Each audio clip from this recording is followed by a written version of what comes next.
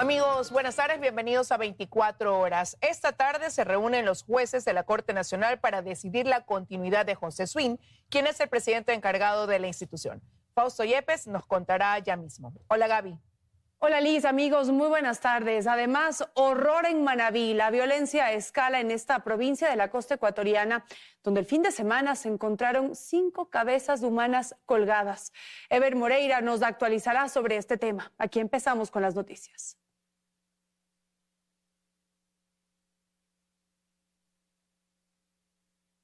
El presidente encargado de la Corte Nacional de Justicia, José Swing, fue convocado a una sesión del Pleno para definir su futuro frente a la institución. Fausto Yepes nos amplía la información a esta hora. Hola, Fausto.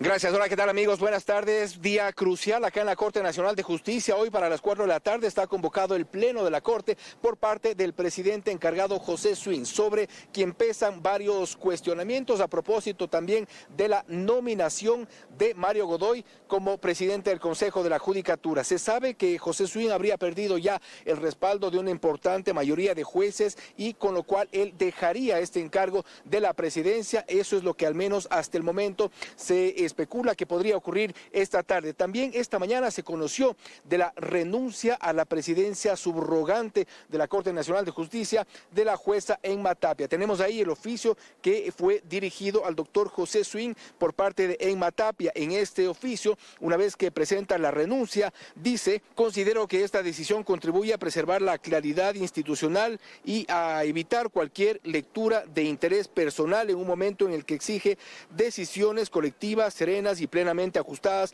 al marco constitucional y legal. De quien sí se habla que podría tomar este encargo si se confirma la salida de José Swing es de Daniela Camacho. Y algunos criterios de juristas se han enfocado precisamente en lo que podría ocurrir esta tarde en la sesión del Pleno de la Corte Nacional de Justicia. Las tensiones en la Corte Nacional de Justicia han subido de tono y la polémica se centra esta vez en contra de su máxima autoridad, el presidente encargado José Swing. La falta de confianza en la Corte también se evidencia puertas adentro del organismo. Emma Tapia, subrogante de Swing, renunció al encargo y en entrevista radial en A Primera Hora expuso sus motivos. Cuando se quita la confianza, cuando por lo menos se empieza a comentar, a pedir explicaciones, la mejor forma de mostrar al país que debemos, cuando hay cuestionamientos, dar un paso al costado es hacer esto. La insistencia de José Swing para llevar a la presidencia del Consejo de la Judicatura al cuestionado Mario Godoy fue tan solo el detonante de un malestar que se siente en toda la comunidad jurídica. Anabel Guerrero, ex vicepresidenta del Colegio de Abogados de Pichincha, reconoce que era insostenible. En este momento, el hecho de que precisamente no esté asumiendo la responsabilidad de la gravedad de sus hechos.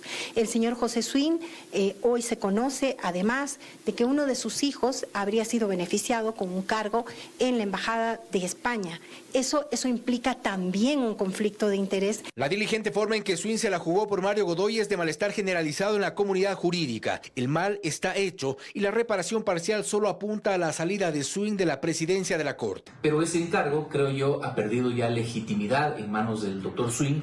Esto por haber escogido 2 veces a Mario Godoy, una persona deslegitimada sobre quien hay sospechas graves de actos reñidos con la ley. De acuerdo al Código Orgánico de la Función Judicial, únicamente los jueces titulares podrán elegir a la máxima autoridad, incluso si se trata de un encargo como sería el caso. No obstante, hay alertas sobre eventos de supuesta persecución contra los jueces que no se alineen a Swing y a Godoy, como el inicio de sumarios o procesos penales que se reactivan casualmente por estos días. Para amedrentar a jueces, se los suspende, por un lado, y en el caso de la Fiscalía igual se activan cierto tipo de casos, se llama a investigaciones, se llama a dar versiones, justo en estos momentos. Serán hoy los jueces de este pleno quienes se jueguen por lo que queda de prestigio a la alta corte. Serán los jueces quienes le apuesten al cambio o a la desconfianza. Y bien, como decíamos, un día decisivo acá en la Corte Nacional de Justicia. En esta sesión del Pleno se podrían tomar 2 decisiones importantes. La una, el retiro del encargo de la presidencia a José Swing, y la otra, elegir a un nuevo presidente o presidenta de este organismo. Tomando en cuenta que uno de los nombres que más suena por antigüedad y por paridad es el de la jueza Daniela Camacho, quien podría eventualmente estar únicamente un poco más de un año al frente del encargo de la presidencia de la Corte Nacional de Justicia. Estaremos siguiendo de cerca lo que ocurra en esta sesión como decíamos, crucial y cuál es la decisión de los jueces de la Corte Nacional de Justicia. En las siguientes emisiones les tendremos los detalles. Amigos, sigan ustedes con más información en los estudios. Una buena tarde para todos. Gracias, Fausto. Estaremos atentos a lo que ocurra en la Corte Nacional de Justicia. Y bueno, Mario Godoy, presidente del Consejo de la Judicatura, dice que asistirá a la comisión de la fiscalización y que no tiene nada que ocultar. La mesa se reunirá esta semana para calificar la solicitud de juicio político en su contra. Que no tiene nada que ocultar y que sí acudirá a la Comisión de Fiscalización de la Asamblea a enfrentar su juicio político con pruebas, aseguró este lunes el presidente del Consejo de la Judicatura, Mario Godoy, en un video colgado en su cuenta de redes sociales. Voy a comparecer ante la Comisión de Fiscalización porque es mi deber. Cuando la transparencia está en juego, hay que dar la cara. Llevaré documentos, hechos y respuestas contundentes. La justicia no se gobierna con aplausos ni amenazas. La judicatura no se somete a presiones políticas ni mediáticas. No permitiré que la institución sea trofeo político. El trámite en la Comisión de Fiscalización iniciará esta misma semana, pues ya está en sus manos la solicitud de juicio. El presidente de la mesa explicó que entre jueves y viernes se reunirán para calificar el pedido e iniciar el trámite una vez que el CAL les dio luz verde.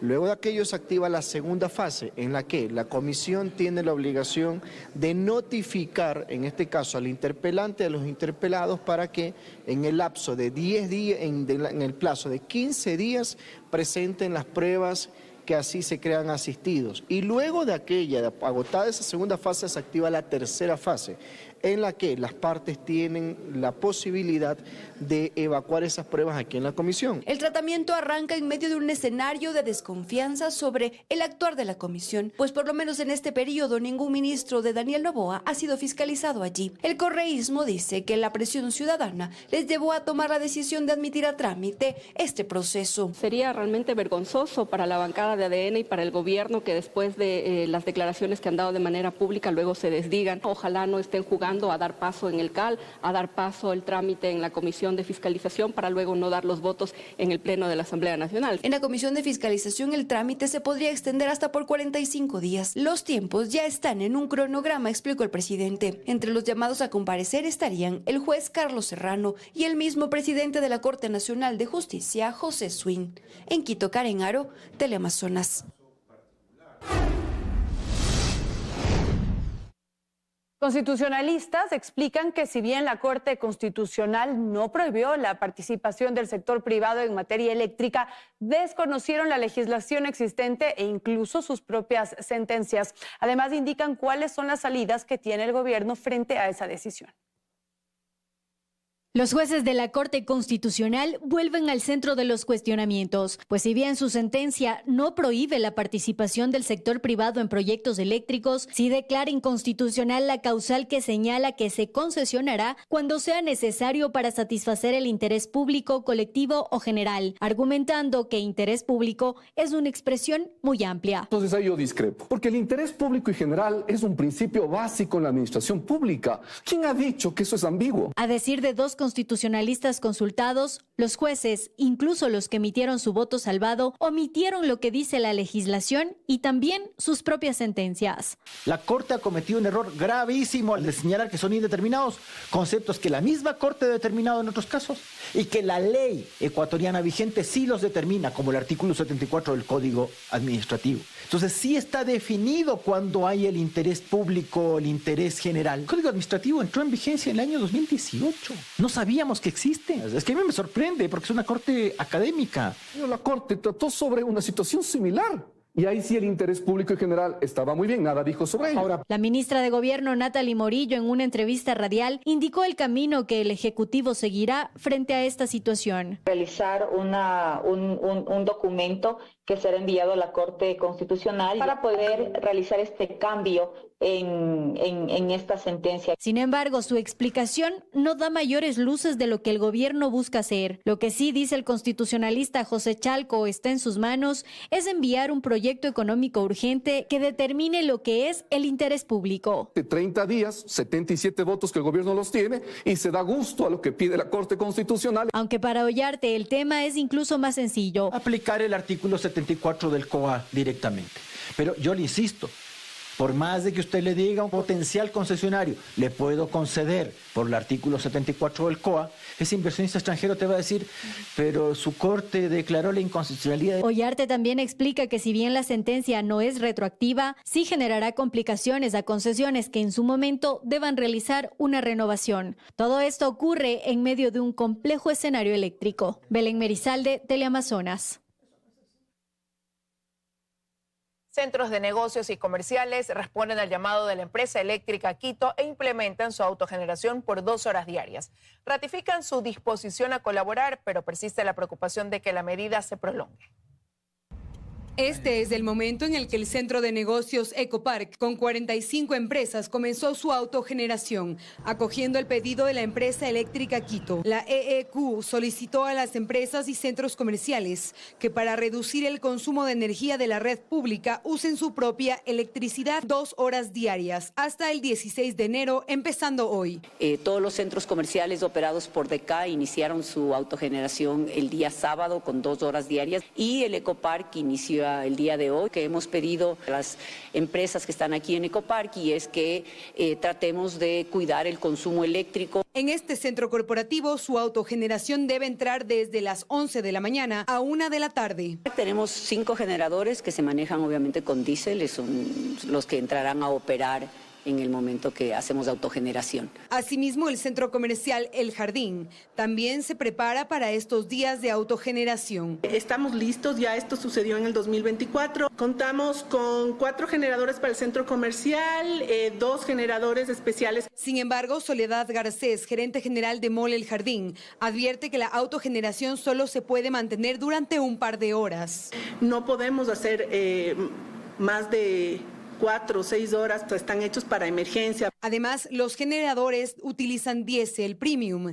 lo cual siembra preocupación. Utilizan más o menos, es lo que te contaba, aproximadamente 20 galones por hora. Hay una compensación del diésel que utilizas con la electricidad. Los costos de diésel son altos y si la contingencia pues se alarga, pues sí los costos van a ser altos. Por ello es que los centros comerciales, así como las empresas, no solo implementarán su autogeneración, sino también medidas de eficiencia y ahorro energético, como apagar algunas luces durante el día y el aire acondicionado, entre otras. María Gracia Chacón, Teleamazonas.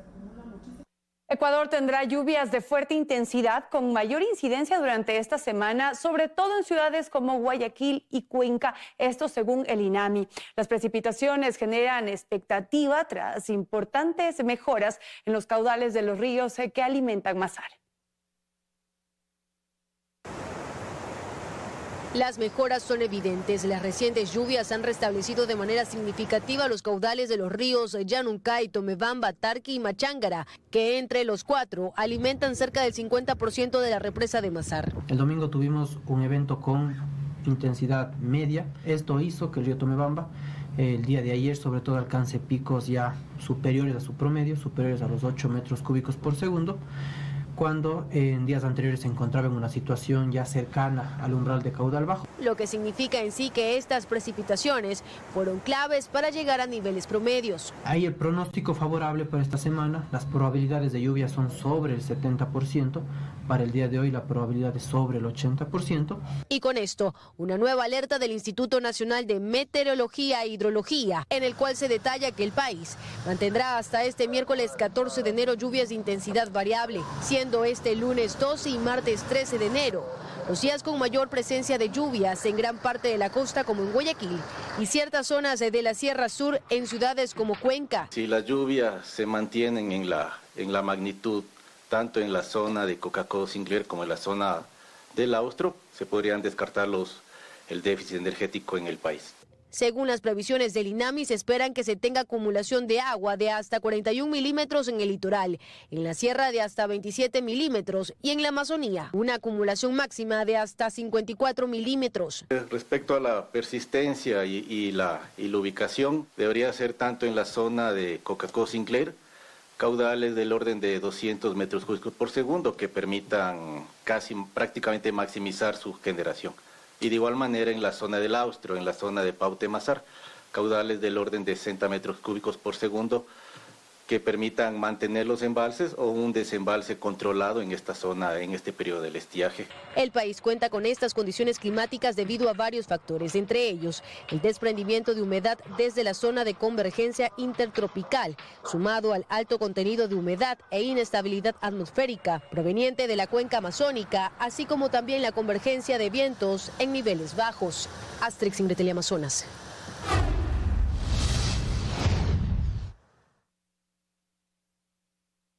Venezuela anunció la excarcelación de 116 personas, aunque familiares cuestionan las cifras. Además, el Papa León XIV recibió en el Vaticano a la líder opositora María Corina Machado. Venezuela vive días de incertidumbre, pero también hay un rayo de esperanza. El gobierno interino anunció la liberación de 116 nuevos presos políticos. Sin videos, sin fotografías, un comunicado oficial del Ministerio para el Servicio Penitenciario confirmó la noticia. Estas medidas han beneficiado a personas privadas de libertad por hechos asociados a alterar el orden constitucional y a atentar contra la estabilidad de la nación. Familiares cuestionan las cifras oficiales y aseguran que solo una fracción de los presos políticos ha recuperado la libertad. Que aquí en el Rodeo 1, donde están los verdaderos presos políticos, aquí no han soltado a nadie. Eso es mentira. El gobierno, encabezado por Delcy Rodríguez, subraya que el proceso se mantendrá de manera continua, pero organizaciones de derechos humanos reportan cifras mucho menores, apenas 40 liberaciones en la madrugada de lunes. Ya son 21 años, ya nosotros la esperanza la tomamos con calma, porque preferimos esperar, entonces ya nuestras esperanzas no son tan altas como antes. Se estima que entre 800 y 1.200 personas permanecen encarceladas por motivos políticos en Venezuela. Por otro lado, el Vaticano mostró interés por la crisis de ese país. Este lunes el Papa León XIV recibió en audiencia privada a la líder opositora María Corina Machado en un encuentro que no figuraba en la agenda oficial. El Vaticano ha insistido en respetar la voluntad del pueblo venezolano y salvaguardar los derechos humanos tras el ataque estadounidense que terminó en la captura de Nicolás Maduro. Mateo Paredes, Teleamazonas.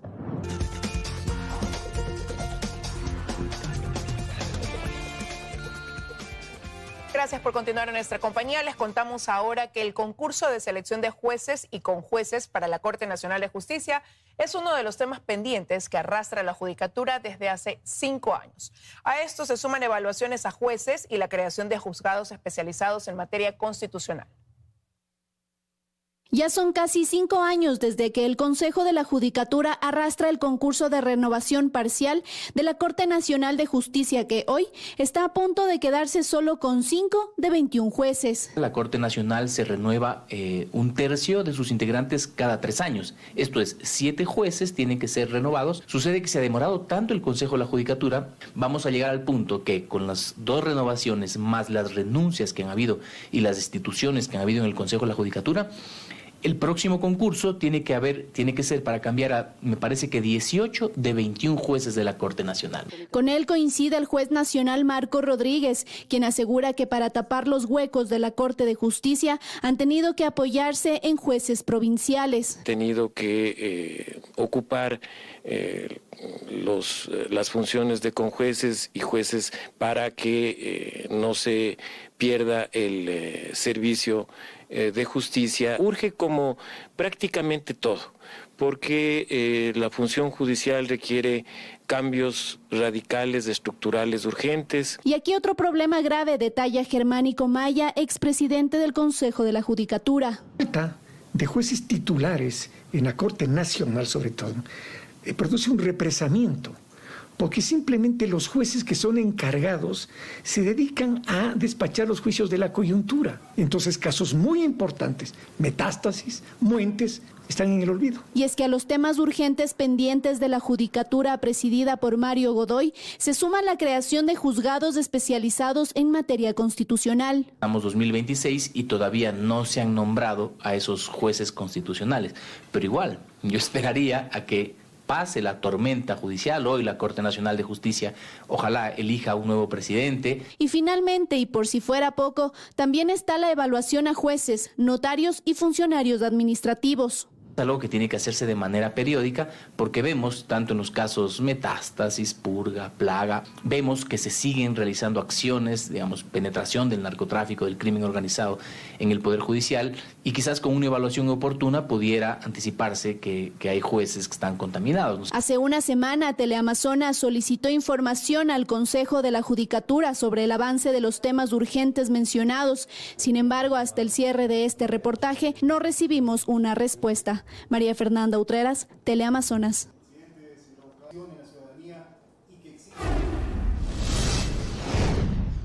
El macabro hallazgo de 5 cabezas humanas colgadas cerca de la playa de Puerto López marca una importante escalada de violencia en ese cantón de Manabí. Nuestro compañero Ever Moreira se trasladó hasta esa localidad y nos tiene todos los detalles. Adelante, Ever.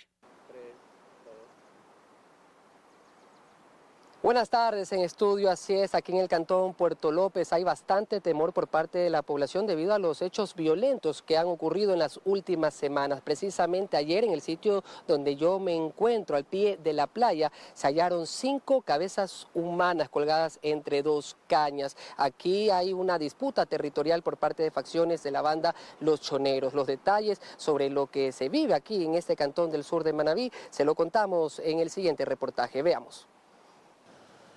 Las 5 cabezas humanas halladas colgadas en 2 cañas en la playa de Puerto López, provincia de Manabí, fueron trasladadas al Centro Forense de Manta, pero hasta ahora los cuerpos no han sido localizados, según confirmó la policía, que maneja la hipótesis de que esta masacre habría ocurrido en alta mar.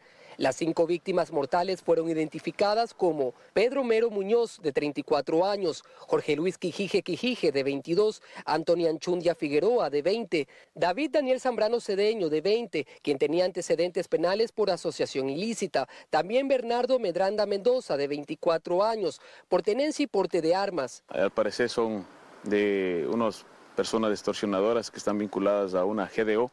Los asesinos dejaron un mensaje amenazante dirigido a quienes continúen robando o extorsionando a los pescadores. Según la policía, en Puerto López operan 2 facciones de los choneros que se disputan el control del territorio, lo que mantiene en zozobra a sus habitantes. Estamos aliqueados aquí, a las 5 de la tarde todos estamos guardados.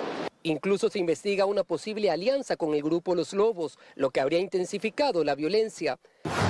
El domingo 28 de diciembre de 2025, hombres armados con fusiles dispararon contra personas que se encontraban cerca del malecón. El ataque dejó 7 muertos, entre ellos una niña de 2 años y su madre, además de varios heridos. Un día antes, los hermanos Erwin José Vélez Guale, alias Gallero, y Ángelo Argenis Vélez Guale, alias Ángelo, fueron asesinados dentro de un consultorio médico. La policía los identificó como cabecillas de una facción de los choneros. Tras ese crimen, desapareció Alina Pihuave Narváez, ex reina del cantón de 19 años, quien asistió al velorio de estos 2 líderes. Se presume que ella habría tenido una relación sentimental con uno de ellos. El pasado 8 de enero, 6 personas fueron detenidas en Palmar, comuna de Santa Elena. El Ministerio del Interior posteó en sus redes sociales que estos sujetos estarían relacionados con los asesinatos ocurridos el último fin de semana del 2025. Actualmente, unos 40 policías refuerzan la seguridad en el cantón. La ciudadanía lo que pide es que haya mayor respuesta por parte de las autoridades para no continuar viviendo en zozobra. Esta es la información desde el cantón Puerto López, provincia de Manabí. Ustedes continúan con más en estudio. Buenas tardes. Igual para ti, Ever, gracias. El crimen organizado ve en la constitución de empresas de seguridad una vía rápida para obtener permisos de porte y tenencia de armas. Desde el 2017 la conformación de estas compañías va en aumento. Representantes del gremio consideran que los controles son insuficientes. No solo basta con constituirlas en la superintendencia de compañías. Se necesitan además permisos de operación del Ministerio del Interior. y si se requieren armas de fuego, también la autorización del Comando Conjunto de las Fuerzas Armadas. Son los pasos que deben cumplir las empresas de seguridad en Ecuador, que a la fecha son 1.770. En medio de una crisis no es extraño que desde 2017 cada año se creen más de 100. Solo desde 2019 se constituyeron 933, más de la mitad de todas las que actualmente operan. Pero hay novedades. El caso de alias Marino, cabecilla de los lagartos asesinado en Isla Mocolí, quien constituyó empresas de este tipo, revela que los controles son insuficientes. Nelson Yepes es vicepresidente de la Asociación de Propietarios de Compañías de Seguridad.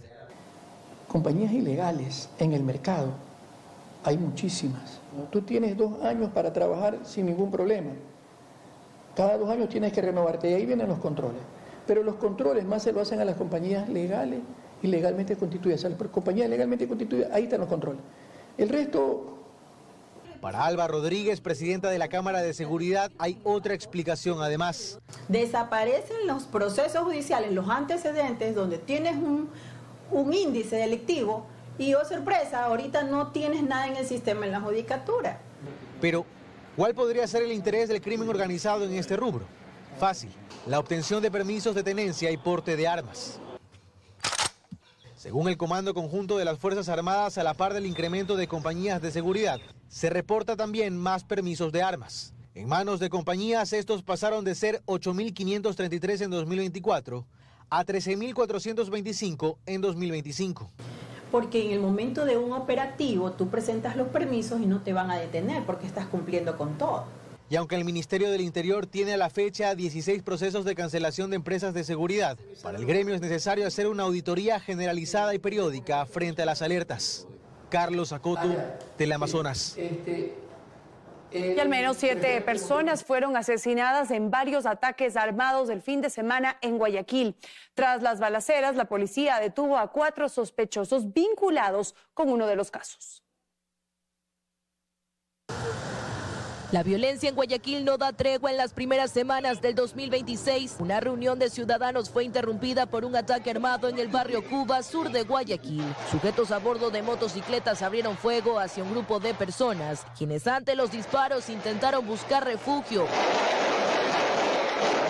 Policía Nacional confirmó que un hombre de 52 años fue asesinado y 2 personas quedaron heridas, un joven de 15 años y una mujer de 29.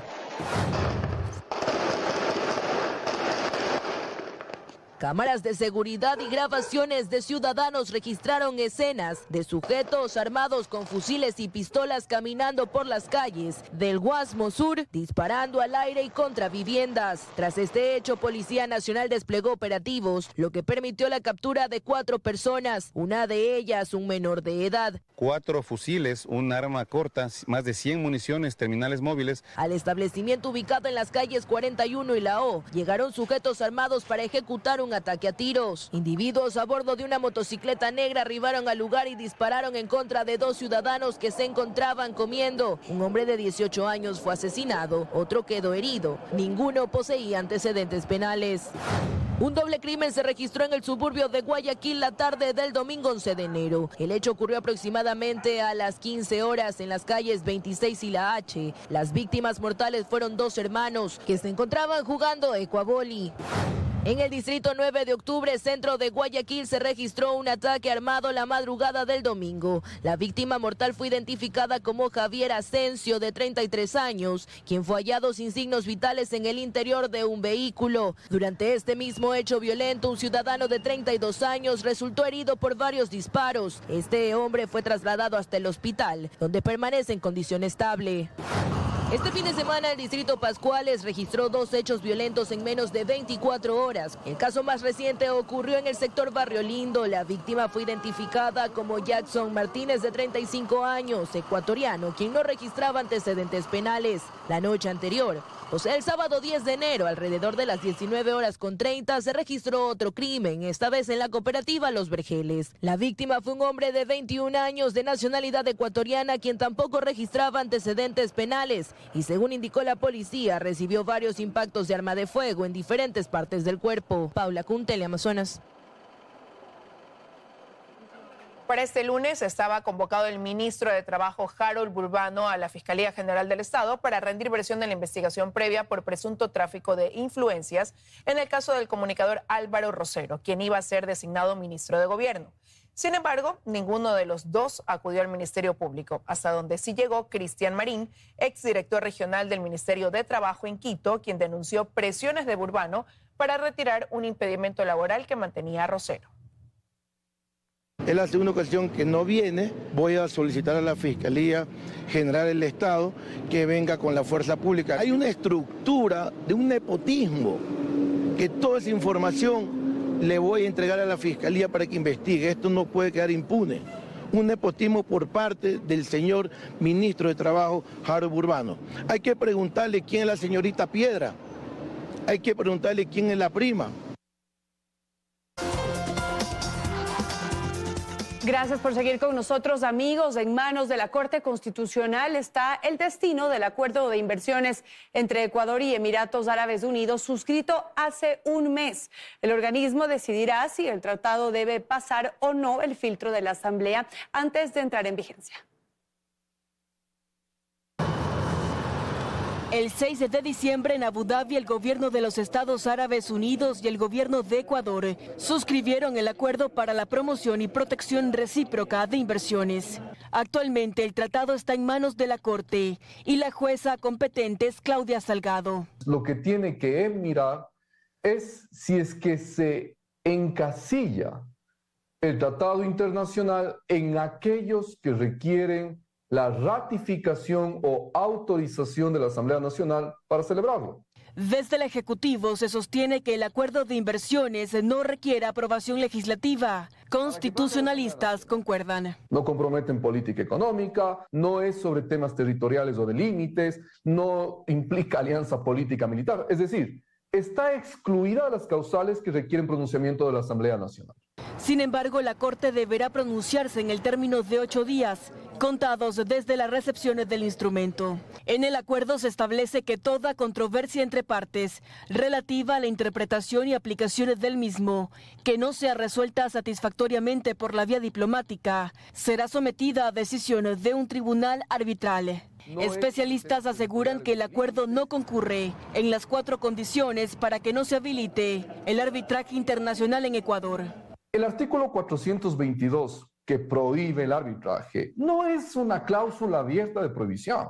Tienen que concurrir 4 condiciones para que no se habilite el arbitraje internacional en el Ecuador. Aquello no está presente en la propuesta del acuerdo internacional celebrado con los países de Emiratos Árabes. Mientras tanto, analistas aseguran que en caso de entrar en vigencia el acuerdo, Ecuador tendría inversión directa de capital y tecnología de punta. En temas energéticos, en minería, en electricidad, infraestructura, servicios. Entonces, la opción con este tratado es que se amplíe ese abanico de inversiones en áreas que tanto necesita el país. En 2025, Ecuador registró una inversión directa de capital menor a los 300 millones, mientras que Perú y Colombia alcanzaron los miles de millones. Bernarda Ceballos, Teleamazonas.